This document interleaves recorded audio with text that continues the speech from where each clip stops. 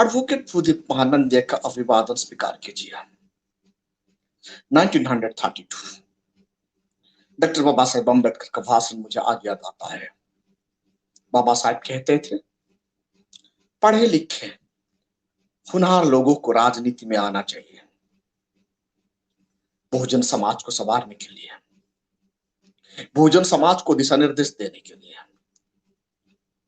शूद्र को मुक्ति दिलाने के लिए, सोशल इक्वालिटी एस्टैब्लिश करने के लिए, पॉलिटिकल इक्वालिटी एस्टैब्लिश करने के लिए, इकोनॉमिक इक्वालिटी एस्टैब्लिश करने के लिए और भारत में रहने वाले भेदभाव को मिटाकर यहां गैर बराबरी समाज को तोड़कर बराबरी का शासन लाने के लिए भारतवर्ष में खास करके शूद्र परिवार द्राविड़ SC ST OBC लोगों को एजुकेट होने के बाद राजनीति में हिस्सा लेना चाहिए। ऐसे ही नजीर देखने के लिए मिल रहा है तेलंगाना स्टेट में।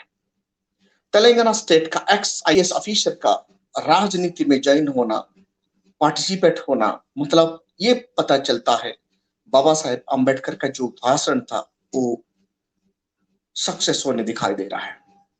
उत्तर प्रदेश में बहन मायावती जी का योगदान और पंजाब से आते हुए दादा साहेब कांशीराम जी का योगदान राजनीति में बहुजन समाज को कैसे दिशा राह दिखाया ये पता चलता है।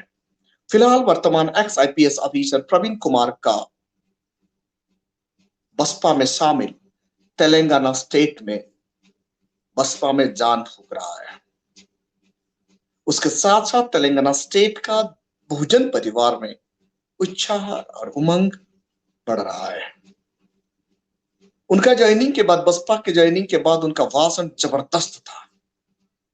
वो भाषण इन्होंने तेलुगु भाषा में देते हैं और उनका भाषण में ये जिक्र करते हैं कि हमारा रिजर्वेशन कैसे बर्बाद हो रहा है, बहुजन समाज का रिजर्वेशन को कैसे बर्बाद किया जा रहा है। आज तक बैकलॉग फिलअप नहीं हो पा रहा है। सोशली इकोनॉमिकली बैकवर्ड आज तक हमारा लोग कैसे पिछड़ेपन है, ये बात बताते हैं IPS ऑफिसर प्रवीण कुमार बसपा का वर्तमान तारीख में वो बसपा का सदस्य है, बसपा का वर्कर है, बसपा का मेंबर है। बसपा में शामिल होते ही उनका तेवर देखने के लिए मिलता है और उनका भाषण कॉन्स्टिट्यूशनल भाषण है, संवैधानिक वे से उनका लैंग्वेज है, कोई भी भड़काऊ भाषण नहीं।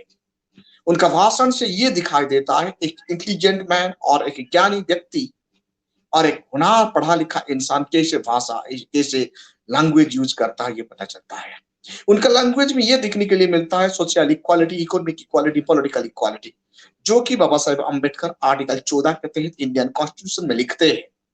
इनको IPS प्रवीण कुमार जी बसपा में शामिल होते हैं, ये बताते हैं आज भी हमारा देश में इक्वालिटी एस्टेब्लिश कर नहीं पाए, आज भी भारत का डेमोक्रेसी में इक्वालिटी नहीं है, सोशली आज भी बहुजन समाज पिछड़ेपन है, इकोनॉमिकली आज भी बहुजन समाज को इक्वालिटी नहीं मिला, पॉलिटिकली आज भी हमें इक्वालिटी नहीं मिला और इकोनॉमिक हम लोग तो पूरा रसातल में। ये बात बताते हैं प्रवीण कुमार जी। प्रवीण कुमार जी का उद्देश्य ये है बसपा में शामिल होना और बहुजन समाज को सेवा करना और भारत का संविधान को सही से इंप्लीमेंट करवाना और भारत का संविधान को सही से लागू करवाना उनका मकसद है। वो बहन मायावती जी का दिशा निर्देश को इंतजार कर रहा है। बहन मायावती जी का दिशा निर्देश से हर कोई बसपा का वर्कर और बसपा का पदाधिकारी अपना काम चलाता है।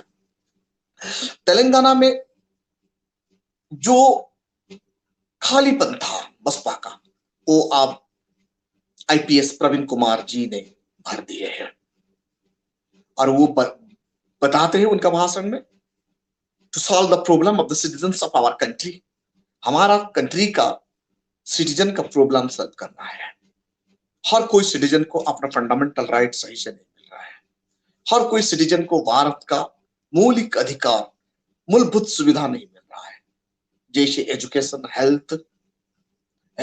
हेल्थ और 2 वक्त का रोटी और रहने के लिए मकान, जो मूलभूत सुविधा है, मौलिक सुविधा है, वो भी गवर्नमेंट आज दे नहीं पा रहे हैं। IPS प्रवीण कुमार जी ये बताते हैं एजुकेशन जैसे इंस्टीट्यूशन को प्राइवेटाइजेशन करके गरीबों को, शिक्षा को मारने के लिए कोशिश किया जा रहा है।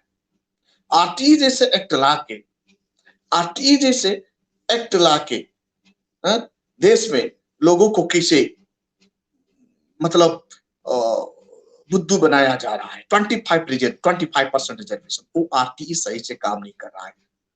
मतलब 25% reservation in the school. Private क्यों किया जा रहा है एजुकेशन को? प्राइवेट करना ही बंद कर देना चाहिए, क्योंकि प्राइमरी एजुकेशन सबका मूलभूत अधिकार है। जो भी प्राइवेट स्कूल हो रहा है, वो गरीब बच्चों को फ्री एंड कंपल्सरी एजुकेशन देना उनका हक है। नहीं तो ऐसे स्कूल को बंद कर देना चाहिए, क्योंकि एजुकेशन को बिजनेस मतलब ये देश के लिए खतरा है। हेल्थ भी ऐसे है, हमारा हेल्थ कंडीशन कैसे खराब कर दी है, प्रवीण कुमार जी ये कहते हैं। और कोविड-19 पीरियड में कैसे लोगों का दुर्दशा हो रहा था, ये बात उनका भाषण में वो एक्सप्लेनेशन करते हैं। इसका मतलब ये भारत का गवर्नमेंट फेल है मेडिकल सेक्टर में। हमारा भारत का संविधान आर्टिकल 21 के तहत हेल्थ और लाइफ के बारे में बताता है। गवर्नमेंट फेल है, क्योंकि भारत में संविधान चलाने वाला गवर्नमेंट नहीं है, पार्टी चलाने वाले गवर्नमेंट है। वर्तमान जो गवर्नमेंट चल रहा है, ये सोचते हैं उनका पार्टी को बचाना है, इलेक्शन में लड़ने के लिए रुपया इकट्ठा करना है, मोनी इकट्ठा करना है, फिर पानी की तरह पैसा इलेक्शन में बहाना है, खर्चा करना है, ताकि वोट खरीद के राजनीति करे। ऐसा ये डेमोक्रेसी के लिए खतरा है, ये प्रवीण कुमार जी कहते हैं। ये देश का दुर्दशा, ये देश का दुर्नीति समाप्त करने के लिए बसपा ही एकमात्र विकल्प है। और जब बसपा को हम मजबूत नहीं करेंगे, आने वाला कल हमारा जनरेशन का जिंदगी बहुत बड़ा प्रॉब्लम और समस्या में घिर जाएगा।